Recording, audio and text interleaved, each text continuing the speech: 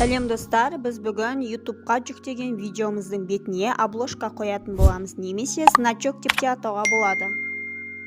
Ол үшін Play Marketке кіріп, Творческая студия YouTube программасын көшіріп аламыз.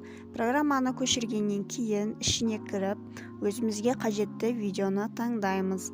Видеоның жанында 3 точка тұрады, соны басып, изменить видео деген батырманы басамыз. Енді қаламның суретін басамыз, бізге қажетті галереядағы фотоларды шығарып берді.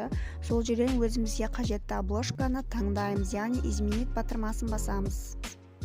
Обложкамызды таңдап, үстінен басқаннан кейін жоғарғы жағында сохранить батырмасын басып сақтап аламыз.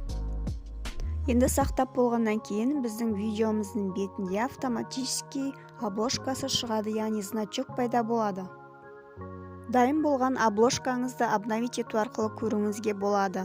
Достар, менің каналыма тіркелуді ұмытпаңыздар. Қоңыраушаны басып, лайк, комментарий қалдырыңыздар. Келесі кездескенше.